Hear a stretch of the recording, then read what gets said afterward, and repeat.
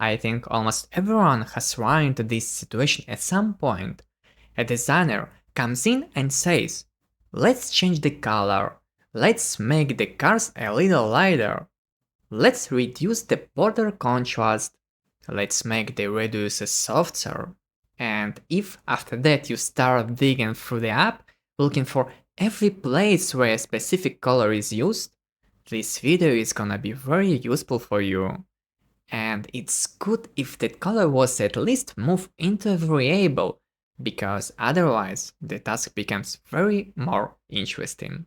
If you watch this video till the end, you'll learn how to configure a theme in application so visual settings live in one clear place.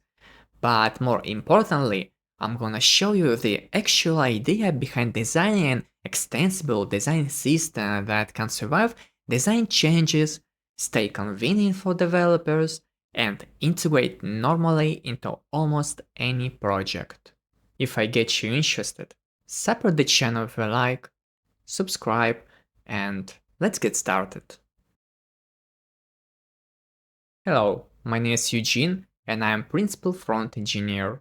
Today I'm not talk not about how to add a color to Tailwind CSS or any other styling library, but about how to build a system where colors, radiuses, borders, shadows, spacing, and other visual decisions don't randomly live inside components, but have a clear place in the architecture. Because a good theme is not a palette, it's a layer for managing visual decisions. If the design changes, the system should help you apply the change predictably, instead of throwing every update into a manual hunt across the whole application. But before we get to the solution, we need to go a little deeper into the problem. Do we even need a theme at all, or should we just do it the old way? Create an object with has values and call it enough. Let's break it down step by step. As the styling library, I'm gonna use Tailwind CSS. Without a doubt, it's one of the most powerful and convenient tools in modern frontend. As the framework, I'll use Next.js, but the framework itself doesn't really matter here. The same principles can be applied in Vue, Angular, Plain React, and other technologies. I fairly often see projects where colors used in components are moved into a colors object or even into an enum. And as a first attempt at centralization, that's fine. But the problem is that a JavaScript object doesn't become part of the CSS system. It doesn't participate in the cascade, it isn't inherited, and it can be overridden at the theme, selector, or state level. CSS variables, on the other hand, live exactly where visual decisions should live, in CSS. That's why they are much better foundation for a theme, especially when Tailwind is built on top of them. That was the first point. The second problem is when different components use a primitive token directly. Basically, a base color defined as a hex value. It can be written directly in class name, or it can be moved into variable. The essence doesn't change. That color can be called slate 775 or dark blue. Next to it, you might have 5, 10 or even more colors with similar names. The name basically describes the palette, but it doesn't tell us why that color exists, where it should be used, or what role it plays in the interface. You can try to solve this with comments, but if only that were the only problem. Let's imagine a situation. A designer comes to you and says, we need to change slate 775 to slate 800 in all cards, sections, sidebars, and similar places. How many files do you think you'll have to go through and update manually? A lot. And the number depends on how large your application is, and you're lucky if you originally use variables instead of direct hex values. But it's not always that straightforward. In this case, the designer at least knew exactly which color had to change and where it was used. But sometimes there are no designers because you are in a startup. You have an MVP and there's only you and the client. And then the client comes to you and says, "Hi Eugene, today I talked to the marketing team and we came to the conclusion that the colors in the app need to change across all the main areas. And it's good if after the first situation like that, you added comments to every color and described what each one is responsible for, because in startups, this kind of thing can change several times a month, but still it feels like a workaround, doesn't it? Having colors named after the palette is used as a base. Of course, you need to distinguish them somehow, but it feels like we need another layer, one that is tied not to the palette, but to the role of the color. And if your answer is yes, then yes, a component should consume a role, not own the color directly. Otherwise, it stops being a consumer of the design system and becomes the unconditional owner of a visual decision. And this brings us right back to the question of how much you have to update manually when one color simply becomes a little lighter. But how we should define that role? We're not gonna name a color card PG color, right? That's an important rule in programming. When you look at a function, a method, or a class, the name itself should explain what it means. The same logic works with colors. If a color is used strictly once and you can't assign a role to it, just use the primitive. You can even put the hex value directly in the component. But if that color is used in different places, for example, it's the main background for cards, sections, sidebars, and similar elements, then this color needs a name that reflects its semantic role. For this, I like using the mental model of Spatial UI. We look at the interface as a space where surfaces exist at different depth levels, meaning along the z-axis. The color is not defined by belonging to one specific entity, and not just by being a shade. It's defined by the physical role this layer plays in the interface. For example, let's take two simple cases, a background and something placed on top of that background. The background is the most basic layer of the application, so it's called surface base. You probably won't put something with the exact same color on top of the main background, except for cases where cars intentionally match the background and are separated by borders. But even there, I would reflect a different role in the name. The layer that sits right above base is called surface raised. These are our main content layer, cards, sections, sidebars, and similar elements. Usually, it's rare to have a card with one base background, a section with a completely different one, and a sidebar with a third one, except for accent elements, but that's a different story.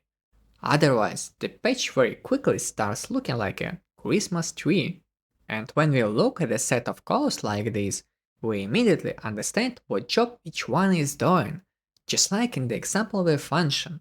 But the strength of this approach is not only that we name the role, the strength is that we split the theme into levels. The first layer is the base layer. Essentially, it's a collection of colors, sizes, radiuses, and other low-level values. In terminology, these are called base tokens or primitive tokens. This is the list of what exists in the application, a low-level abstraction that knows nothing about the system. The second layer is already a higher level abstraction because it lives inside the context of the application and uses variables from the lower layer. In terminology, these are called semantic tokens or role tokens. So the lower layer answers the question, what do we have? And the upper layer answers, where should we use it? And now let's go back to the example with the client. Components know nothing about the color slate 775. They only know the variable color surface raised. And what is real color doesn't matter to them at all. We change the value in the theme, and the whole application receives the new visual style. Now you can see how much time we saved just by creating an additional layer and organizing colors properly from the beginning. And honestly, not just time, how many nerves did we save? But that's not all. We can describe more than just backgrounds this way. Let's take a closer look at how the theme file is structured in my example. Pay attention to two key parts: root, where primitives are stored, and theme, where semantic tokens are stored. The root layer can be divided into three parts. The first one is the palette of all colors that exist in the application. The second one is sizes. The third one is radiuses. In other words, the root layer is the source of truth. Other layers should reference it, because that is exactly what gives us the value substitution mechanism that prevents us from digging through the app and changing everything manually. Theme is the semantic layer. This is the layer that defines semantic roles. These are values that components use. And again, components don't use concrete colors and raw values directly. They reference a variable, basically a facade that hides the real value and exposes a clear name that explains their role. Let's quickly go through the main semantic blocks. As I already mentioned earlier, the entire background model is built around physical layers, around the z-coordinate that represents depth. In my project, there are 4 of them. Sunken is the deepest part, something below the ground level of our base. Base is 0 point, the starting coordinate system. Raised is the first layer above base, basically our main content layer. Saddle is something between raised and base. Let's say it's an instant inside a raised surface. We are done with surfaces. Next comes content.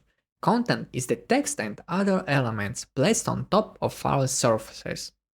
It has several types. Primary is the main one, and it covers most of the text in the application. Secondary is descriptions, labels, and similar elements.